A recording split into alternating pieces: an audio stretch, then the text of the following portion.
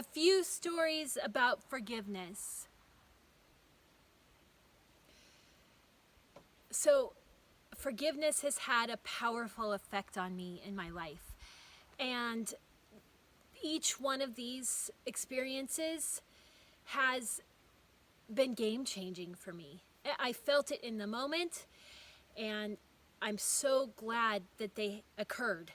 And so if you are struggling in your life, one of the things that you could consider doing is finding out who you need to forgive, and also to forgive yourself. So the first story is about my grandmother, Grandma Mary Fay, and she had been sick and dying for some time, and it was any number of things at any given time, and she was mostly bedridden at this point. And I came home for about a month and a half before I went off onto another adventure. She passed away actually while I was gone. So while I was sitting with her at one point, I realized that she kept looping around, that there were pieces of story about me that I was picking up on, that she was angry at me about some things that had happened when I was a child that she was holding against me. And while I didn't really think that it was that big of a deal, she had taken it very personally and felt like it was a slight on the family. And I kept hearing these come up in the loops, and it would be mixed up with other stuff that she was angry and resentful about. Caveat: it's really important, if you're angry and resentful about stuff, to find a way to clear that out of your system too. The crappy childhood fairy, Anna Runkle, she has this writing process where every day you write down your fears and resentments every morning and every night so that you're unburdened from it. And she works with people who are struggling, suffering from CPTSD, childhood trauma, complex trauma from childhood typically. And so a set of patterns come up around that, and fear and resentment get mixed up, and you can spend your whole day, weeks, months, years ruminating on this stuff, and you're not really living your life. Ask me how I know. Right? Any of us who are moving through this stuff, who are working with this stuff, we will all say that letting fear and resentment run your show, it ain't no way to live a good life. So the sooner that you clear this stuff up, the better. That's a side note. And go find the crappy childhood fairy, Anna Runkle, and do her work, because if it is really helpful. But these are, okay, so Grammy Mary Fay was bringing up all this stuff, and she'd carried it with her, so it made it really hard for her to die, I think, to be totally honest with you. My feeling about it was that she was caught in limbo, that her life here on earth was limbo. And she was really afraid that she was going to go to hell because she had changed religions for her husband cheated on her, and did all sorts of other shitty things to the family, of which all the children were affected, which I was affected by that. You know, if you're not happy in your life, you're going to wreak havoc on the people that you say you love. Just know that. And I'm like in this pretty dress and everything, and I'm like fierce about it, but it's just the truth. That's why we have to clear this stuff up, so that we don't pass it on for the next generation to have to deal with. Get it dealt with yourself. Let your children watch you grapple with this stuff. Let your children watch you warrior up and face your fears, and face the skeletons in the closet, and face your demons. And get in the mix with it, because that's how they're going to be able to know that they have the strength within themselves to do it too. Because it ain't going to be fully cleared up in one generation with you. Your kid, you're messing up your kids right now because you don't know what you don't know. And it's okay, because we're all here evolving. And luckily, the good parts of our ancestry comes along with the bad, so that all the strength and courage that we need is here within us as well. So anyway, Grandma Mary Fay, and I did two things I have a little regret about, although it oddly did comfort her. I read to her from the book Illusions by Richard Bach, because that was giving me comfort at the time. Just like it's all an illusion, and we can change our mind about things in a moment's notice, and we can all walk on water. And dissolve clouds and all sorts of other beautiful, creative things, that we have this wonderful power within us to change our mind about things. And it was giving me comfort, and it was something I could do to out loud. And then I read to her from, or I played, I should have this right off the top of my head. I decided to come and do this improvisationally. A story from, I'll have to come back to it. But it was about purgatory, basically. And Charles Bukowski. And interestingly enough, I don't know if it was his voice or the topic that he was talking on, it seemed to settle her, comfort her. But it was like pretty like stark, like crows coming down and pecking the bodies apart. It was just like, like ancient Egyptian, what happens when we die stuff. And so that's what I played for at one point. But then I realized that maybe both of us could be let off the hook if I just asked for forgiveness. So I listened well to what she was saying, and what I recognized were the things that were specific to me. And then I got down on my knees next to her bed. We'd grown up Catholic. She transferred from Protestantism to Catholicism, and that was like a piece of the purgatory puzzle for her, limbo. Anyways, there's a lot of getting down on your knees in the Catholic Church, and so I got down on my knees, and I asked her to forgive me. Grammy, I know that I did these things. This is what I've heard you saying that I did, and I don't know if it's going to help that I ask you to forgive me for doing them, for tarnishing the family's name, or, for just doing this thing that was bad. In your eyes, it was bad. And I'm so sorry that I did it, and I'm sorry that it has hurt you and hurt you for this long.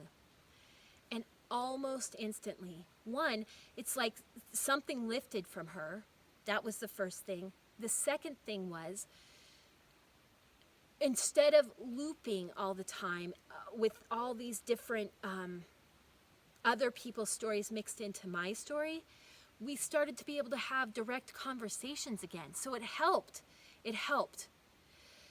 And I'm so glad that I did that. And it was a humbling experience to put somebody else's needs before mine. And to step beyond my ego, which wanted to protect myself and give myself all the reasons why it shouldn't matter, that it was long in the past. It was hurting her. And so I got on my knees. I surrendered. And I asked for forgiveness. And I'm glad I did. So that's one story. The second story, my dad, 3 weeks before he was killed in a car accident, went on a trip to his adopted daughter's wedding. Now, I never got married while he was alive, so I never got the joy and the stress of getting married and have my dad walk me down the aisle. And I tell you, that was one of the things that really hit me after he died. I was really aware that I'd never have the daddy-daughter dance.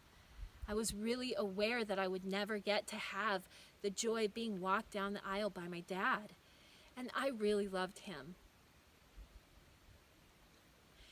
So we're on this trip together, and it's been like clashing the whole time. The whole trip was hard. What I found out later is he had been in the throes of panic attacks and anxiety episodes that were beyond anything that I knew. I mean, I knew him in some really rough times. But here he was in this really challenging place.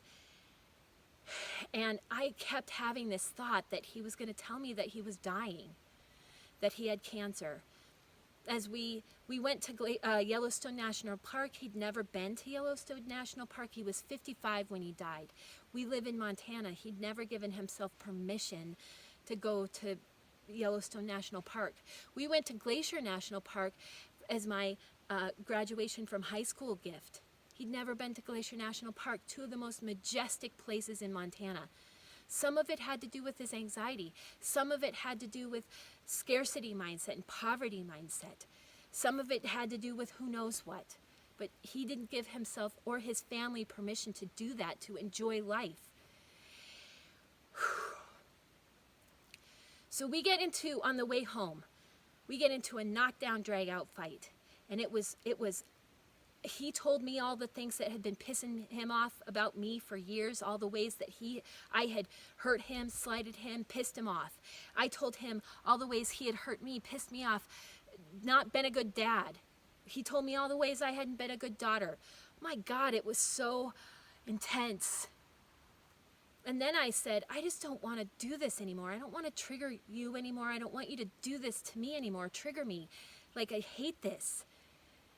So it's like, we need to stop.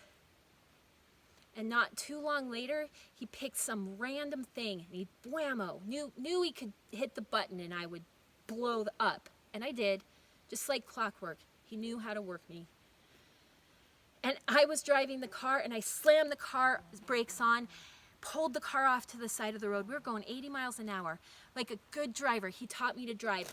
Going down the road, slam on the brakes, come to a screeching stop in the middle of the road, then pull off to the side of the road. And I get out of the car, and I tell him, I'm done. I'm not doing this anymore. And he yelled out the window telling me, you're still my daughter. You get back in the car. And I was like, I don't know how to fix this. I don't know how to fix this. But I'm not doing it anymore. So some women pulled over in a truck and they said, are you okay? They saw, I said, yeah. Are you sure you don't want to take us into town? I'm like 100 miles from home. I said, yeah, I'm okay. I just need to walk this off. Dad pulls the car up next to me, pulls over. I said, get in the car. I said, no, I have to walk this off. I have to walk this off because I don't have the answers, but the answers are going to come to me. And it was like 112 degrees out. It was hot. And there was no shade, and it's a big hill up ahead of me. And Dad went ahead, and I couldn't see him, and I didn't know if he just left me there. But I would figure it out. I'm close to 8 miles or so from the nearest town, and I would call someone to come get me if he wasn't there. So as I'm walking up this hill, I'm walking and praying and walking and praying and walking and praying. And I'm, don't give myself any space. I'm just talking. No space. Finally, I'm tired. I'm overheated. I'm tired of the sun. Tired of hearing myself chatter away. And empty space. Just me walking, trudging up this hill. And it comes to me. You need to forgive yourself. You need to forgive yourself. And then you need to forgive him.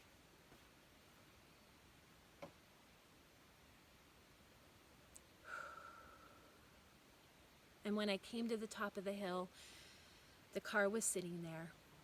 He comes out of the car and comes towards me, and I just break down crying. And I tell him, Dad, I'm so sorry. So sorry for all the shitty things that I did. And I love you. And I know that you weren't doing these things out of intention. And I knew it wasn't intentional. It was just somebody who was hurting himself. Didn't know how to fix the anxiety and the pain within himself.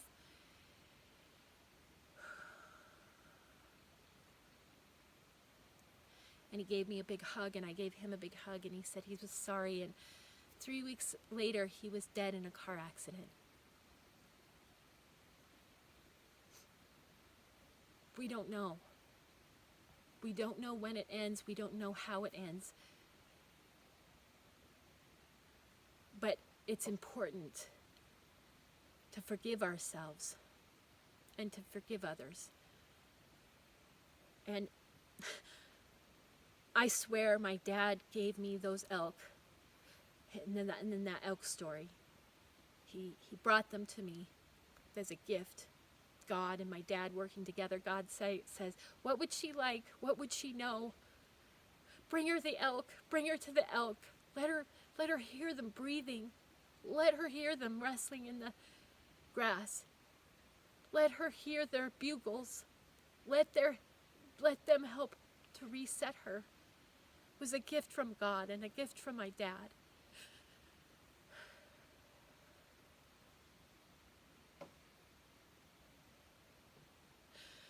Forgive yourself and breathe in the love. Breathe in the love that's here for you. Know that it's coming from source to you, through you, so that you can walk in beauty. Breathe it in so that you can ground it here on earth. Give yourself that gift and enjoy it. And forgive yourself and forgive others, because it matters. It makes a difference. It makes it easier to walk in faith and trust and love in this life. It makes it easier. And it didn't make it perfectly instantly easy. None of it's been perfectly instantly easy. But this love meditation, it's giving me great strength. And I'm sure I'll be tested, but I'll be practiced. I'll be more practiced than I ever have been. And I'm counting on it. I'm counting on my army of angels. I'm counting on my mom and my dad and all those who love me, and on God. I'm counting on all this support to help me do the next things that I need to do, to take the next steps I need to take in love, with love, knowing that this practice helps. So thank you for being here with me. I'm sending lots of love out to you. And let's enjoy the journey as we sally forth into the unknown, into the uncertainty, with love in our hearts, love in our bodies. Take care until we touch base the next time, soon.